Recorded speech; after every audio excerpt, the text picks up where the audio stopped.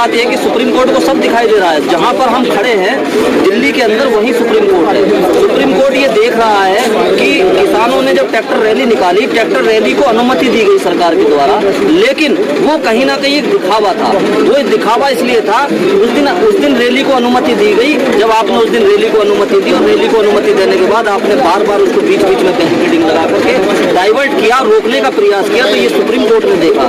Supreme court सब कुछ देख रही है और सुप्रीम कोर्ट ये भी देख रही है कि आज यहाँ सड़कों पर जो पाकिस्तान का बॉर्डर है, जो चीन का बॉर्डर है, उसके हालात, उसके जैसे हालात आज किसानों के साथ बनाए जा रहे हैं। आज किसानों को जो सरकार है वो एक प्रकार से पाकिस्तानियों की तरह व्यवहार कर रही है, चीन की तरह व्यवहार कर रही है। मैं ये बता रहा हूँ कि अगर भारतीय संविधान को वो मानने वाले होते, भारतीय संविधान के तहत काम करने वाली सरकार होती, तो जो चीन के बॉर्डर पे, जो चीन अंदर तक भारत के अंदर घुस चुका है और वो गांव के गांव उसने कब्जे में कर लिए हैं, अगर ताकत दिखानी होती, कानून दिखाना होता, तो सरकार को वहां दिखाना चाहिए।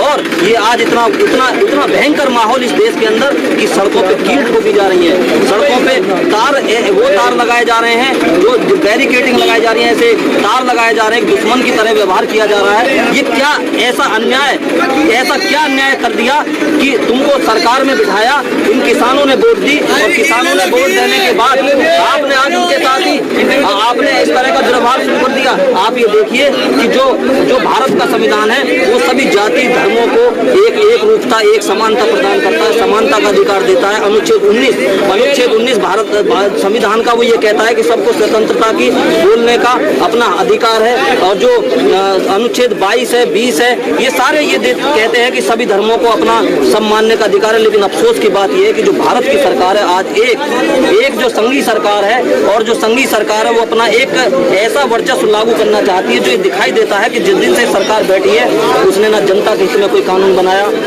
ना उसने कोई विद्यार्थियों के हित में बनाया, ना उसने स्वास्थ्य के हित में बनाया। जिस दिन से बैठी कभी राम मंदिर का मुद्दा उठाया, कभी जो एनआरसी का मुद्दा उठाया कि इनको यहाँ से भगाइए, कभी दलितों के खिलाफ कानून बनाती है, कभी मुस्लिमों के खिलाफ कानून बनाती है, और आज देखिए किसानों के खिलाफ कानून बनाया।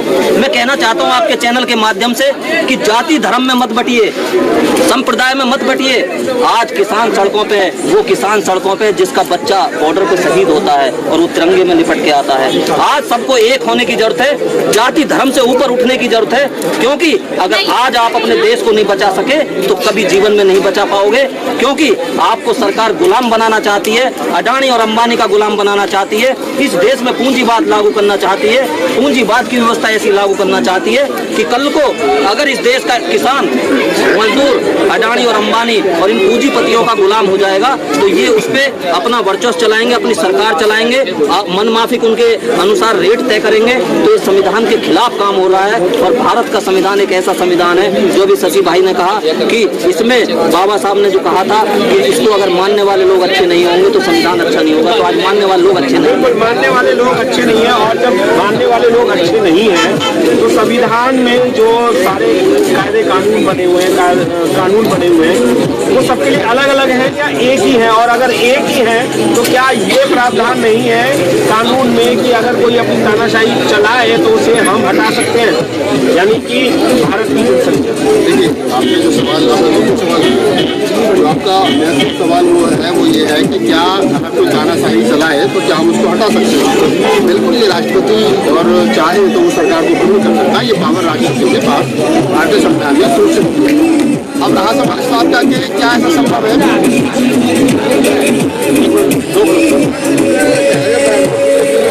जो आपका सवाल है कि क्या चुनी हुई सरकार को, अगर चुनी हुई सरकार तानाशाही करे तो क्या उसको हटाया जा सकता है? तो बिल्कुल ये हटाया जा सकता है। भारतीय संविधान में इस तरीके का प्रावधान है कि अगर राष्ट्रपति चाहे तो राष्ट्रपति राजा होता है और उसके नीचे जितने भी चाहे प्रधानमंत्री, चाहे मुख्यमंत्री, चाहे अन्य विभिन्न विभाग हैं उनके मंत्री हैं, सब उसके नीचे काम करते हैं। और अक्सर आपने सुना होगा राष्ट्रपति का जब भी भाषण होता है तो राष्ट्रपति कहते हैं कि मेरी सरकार ने की, वो अपनी सरकार की उपलब्धि जो गिनाते हैं। तो ये स्पष्ट है कि राष्ट्रपति के अधीन जो है भारत की सरकार आती है। भारत की सरकार को को तलब कर सकते हैं। ऐसे हमारे पास में अनेकों उदाहरण है। अगर हम पूर्व में चले जाएं तो 1999 के आसपास, 1999 के आसपास, जब के.आर. नारायण साहब राष्ट्रपति हुआ करते थे और जब भारतीय संविधान में संशोधन की बात आई थी तो अटल की सरकार थी, अटल की सरकार ने प्रस्ताव भेजा था तो उन्होंने इनकार कर दिया था, नहीं मैं अपनी सरकार को ये काम नहीं करने दूंगा। उससे पहले वीवी गिरी जो राष्ट्रपति थे उनके समय वो जो कानून था वो देश हित में नहीं था, इसलिए तो अगर राष्ट्रपति देश जैसे ये कानून आया, सिविल का जो कानून है, अगर राष्ट्रपति चाहता तो ये कानून नहीं आता। लेकिन अभी बात क्या है कि राष्ट्रपति खुद जो है वो सरकार की गोद में बैठे हैं और राष्ट्रपति महोदय जो उनको खुद लग रहा है कि मैं जो है वो बीजेपी की सरकार ने मुझे चुना है तो इसलिए मैं क्या नाम है बीजेपी के सारे पर वो काम कर रहे हैं। तो ये बात बिल्कुल भारतीय संविधान में है। बाबा साहब डॉक्टर अम्बेडकर ने बड़ी गंभीरता के साथ इस बात को लिखा है कि अगर देश की सरकार तानाशाह हो जाए, देश की सरकार जो निरंकुश हो जाए, तो उस स्थिति में जो राष्ट्रपति है, जो देश का प्रथम नागरिक है, वो चाहे तो सरकार को तलब कर सकता है, सरकार को के साथ में मतलब उनको बुला करके हटाकर राष्ट्रपति शासन भी लग सकता है। वही पावर है उसको, राष्ट्रपति को पावर। बिल्कुल, बहुत अच्छी बात कही है कि राष्ट्रपति की बात आ रही है और राष्ट्रपति जी की इनसे बात करेंगे हम। राष्ट्रपति की तो बात आ गई कि राष्ट्रपति चाहे क्योंकि वो देश का प्रथम नागरिक होता है, पर राष्ट्रपति जी क्या चाहेंगे? पहले तो मैं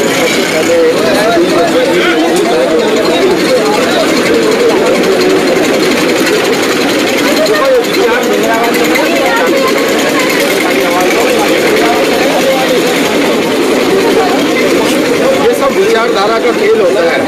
राष्ट्रपति क्यों चाहेंगे? राष्ट्रपति आरएसएस से निकल करके आ करके जिन लोगों ने उन्हें राष्ट्रपति बनाया वो इनके हितों की बात करेंगे, ना किसी किसान की बात करेंगे, ना किसी आम जनता या किसी मजदूर की बात करेंगे। वो वही बात करेंगे जो बीजेपी के लोग चाहते हैं। जो भी कोई लेटर बना के दे दिया, वो तो एक मोहर लगाने का काम कर रहे हैं। क्या किसी पार्टी के लिए हम कोई पद लेते हैं या देश के लिए पद, चाहे राष्ट्रपति हो, चाहे प्रधानमंत्री हो, चाहे उपराष्ट्रपति हो, मुख्यमंत्री हो, एमएलए हो, एमपी हो, पार्षद हो, चाहे कोई भी हो, क्या वो देश हित के लिए काम करने के लिए पद लेते हैं या इलेक्शन लड़ते हैं या किसी विशेष पार्टी को प्रॉफिट दिलाने के लिए? देखो आज का जो दौर चल रहा है, आज का दौर जो इन लोगों का है, आम जनता की नहीं कहूँगा, इनका तो यह है कि अपने हित के लिए पद लेते हैं, किसी देश के लिए नहीं लेते कि मेरा कितना फायदा हो रहा है, इसलिए ये काम करते हैं।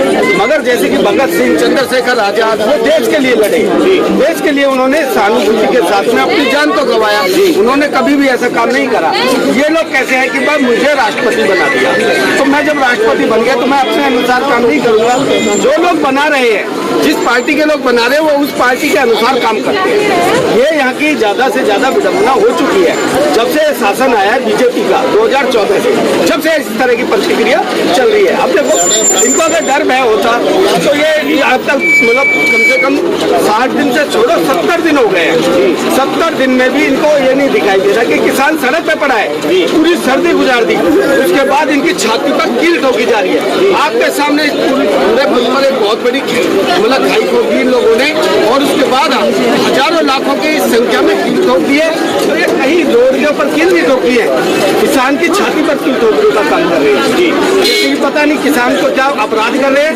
भाई कोई इसका हर नागरिक का एक अधिकार है कि जो कोई चीज देना चाहे वो ऐसे थोड़ी किसी से ले ले, उसकी इच्छा है सामने वाले को ले ना ले। किसान तो चाहता है कि मुझे ये चाहिए ही नहीं। इस तरह की समस्या क्यों खड़ा कर रहा है ये सरकार? भाई सरकार का मतलब क्या है? इसको कोई चीज दे रहा है तो पहले उससे पूछा जाए ना। बिल्कुल बिल्कुल, दे रहा है तो पूछा जाए। वकील साहब, एक क्वेश्चन और, इतनी सारी कीलें ठोक रखी है, इतनी सारी बैरिकेडिंग कर रखी है, तार लगा रखी है और कॉन्क्रीट की एक दीवार भी खड़ी करती है, कितनी देर की है ये सारी रुकावटें किसानों को? देखिए, रुकावटें तो ये तब नहीं कर पाएंगे जब इन्होंने उस दिन रात को जो हुआ पूरे देश ने देखा, और पूरे देश ने जब ये देखा कि किसानों को नेस्तनाबूद ये करना चाहते थे, जो यहाँ पर हमारे किसान सरदार भाई हैं उनको वो कहीं ना कहीं उनके ऊपर लाठीचार्ज करना चाहते थे। आपने देखा सिंधु बॉर्डर हो चाहे टिहरी बॉर्डर हो, इन्होंने इतनी वहाँ पे मतलब निर्कुशता की हदें पार कर दी हैं। इतना अत्याचार ये लोग कर रहे हैं पुलिस के द्वारा, पुलिस इतना अत्याचार कर रही है। तो ये जब नहीं दबा पाए, ये कीले कितनी भी लगा लें, कितने भी तार लगा दें, मैं कहता हूँ ये वो किसान है जो सूखे खेत से उसको खोद करके नीचे कई फुट की गहराई से खोद करके पानी निकाल देता है। ये वो किसान है, और जो आज ये किसान यहाँ पर है, किसान वो है कि जो ताकत के साथ यहाँ अड़ा रहेगा। और ये तीनों कानून मैं आपको बता रहा हूँ कि ये तीनों कानून किसान यहाँ से वापस करा के जाएंगे और तब तक यहाँ से नहीं जाएंगे। कितनी भी कोशिश कर लें, कितना ही भी दबाव बना लें, कितना ही भी ये पुलिस से अत्याचार करा लें, लेकिन किसान यहाँ से बिना कानून कराए वापस कराए जाने वाले किसान यहाँ से बिल्कुल नहीं आह्वान करवाने के लिए। अभी आपने कील की बात करी, मैं कील की बात करना चाहूँगा कि सर कह रहे हैं कि रोडों पे कीलें लगा रखी है, ये तो कुछ जमीनों की कीलें हैं, क्या कीलों से कुछ रोक पाएंगे ये लोग? भैया जूता उतार के पैर दिखा रहा हूँ, जैसी ये कीलें ना ऐसी तो वो जब हमारे यहाँ अड़हर कटती है, गन्ने कटते हैं और उसकी वो हो जाती है चौंचदार बन के ऐसी नुकीली गरसे से काटते हैं ना, हमारे यहाँ उखाड़ते नहीं लेकिन अब काटते हैं, तो वो जब एड़ी पड़ती है ना तो एड़ी इतनी मजबूत है कि वो जो हमारे यहाँ खोप बोलते हैं, उनको खुंटी बोलते हैं, वो टूट जाती है, एड़ी में पार नहीं होती। तो ये क्या है, अब इनके लिए ये लोहे की है, तो हमारे पास रोलर है, हमारे पास और बहुत सारे इनका वो नहीं है काम, लेकिन हमारे पास रोलर है क्या है, लेकिन हम ये चाहते ही नहीं कि हमारी नौबत रोलर आने की हो। हम नहीं चाहते कि ये पैर हम कीलों पे रखें, उन कीलों को मोड़े। हम ये चाहते हैं अमन चैन शांति वाले आदमी हैं, और हम चाहते क्योंकि जिन लोगों से इन्होंने ये काम करवाया है वो भी हमारे छोटे और बड़े भाई हैं। हमारे बाप के अगर 2 बेटे हैं तो एक फौज में होता है, एक पुलिस में होता है, तो एक खेती में होता है, तो वो भी हमारे भाई हैं। हम नहीं चाहते कि हम अपने भाई से, छोटे से या बड़े से तू मैं करें या वो हमें तू कराएं। ये तो उन लोगों को समझना चाहिए जो सत्ता में बैठे हैं कि भाई कभी भी भाई भाइयों को आमना सामना नहीं कराना चाहिए। अगर भाई भाई हम एक हो गए, हमारे बाप ने हमें ये कह दिया कि बेटा तू नौकरी छोड़ के आ जा और तू भी अपना खेत से ट्यूबवेल बंद करके आ जा पानी खोल के, और हम दोनों सामने आ गए, तो ये कहाँ जाएंगे, ये कहाँ जाएंगे? इन्हें जैसे ये कीलें लग रही है ना एक ठोकर में, ये कीलें तो क्या इनके जो ये कुर्सियाँ जहाँ बैठे हैं इनकी शक्लें भी पहचान जाएंगे, भूल जाएंगे कि ये अमित है या ये मोदी है, ये अमित शाह है या ये मोदी है, लोग पहचानना भूल जाएंगे। अभी इन लोगों का गुबार देखा कहाँ इन्होंने? जब जनता फैसला करती है ना, जनता की अदालत सबसे बड़ी अदालत होती है, और जिस दिन जनता ने फैसला किया उस दिन सुप्रीम कोर्ट और फलाने कोर्ट और ढिमके कोर्ट सारे रखे जाएंगे। मैं उनको भी चेताना चाहता हूँ, ये संविधान ने सभी को बराबर 19, 20, 21 भाई साहब ने, वकील साहब ने बताया, ये आर्टिकल इस संविधान के हमें यह हक देते हैं कि हम किसी भी चीज का विरोध कर सकते हैं कहीं भी, उसके लिए विरोध करने के लिए हमें शासन प्रशासन पानी जगह सब कुछ दे सकती है, ये हमें अधिकार भारतीय संविधान देता है। जी बिल्कुल। देखिए जब टिकैत साहब जिंदा थे और उत्तर प्रदेश के मुख्यमंत्री राजनाथ सिंह होते थे, तो टिकैत साहब अपने दोनों बेटों के साथ, जो आज महेंद्र जी और नरेश जी, इनके साथ लखनऊ गए थे, तो राजनाथ ने ये कह दिया था कि भाई इन लोगों को आने दो और कोई रोकेगा नहीं, सभी लोग आएंगे, खाना खाएंगे। 2013 की वीडियो, और वहाँ सब गए, राजनाथ सिंह ने खाना खिलाया, बात की, लेकिन आज वही राजनाथ सिंह, आज क्या हो गया राजनाथ सिंह को? क्या उन्होंने भी, देखिए ये मैं मानता हूँ राजनाथ सिंह ने भी खाकी चड्डी पहन रखी है, वो भी आरएसएस के हैं। आज जैसे ही वो वहाँ हैं तो आज उनकी नीयत बदल गई। क्या आज वो किसान नहीं है जो उस दिन वो कह रहे थे कि भाई किसानों को आने, तो मैं चर्चा करना चाहता हूँ। और मोदी ये कह रहे हैं कि एक कॉल की जरूरत है, मैं चंद मिनट में आ जाऊंगा। कॉल करेगा कौन? कौन करेगा? कौन? देश के मुखिया तो मीडिया दिखा रही है, सारा भारत उनको ये सूचना नहीं मिल पा रही है। देखिए सूचना सब कुछ है उन्हें, मैं यहाँ खड़ा होकर क्या कर रहा हूँ इसकी सूचना भी वहाँ है, उनकी एलआईयू, उनकी जितनी भी सीबीआई सब कुछ यहाँ है, लोग उनके हैं।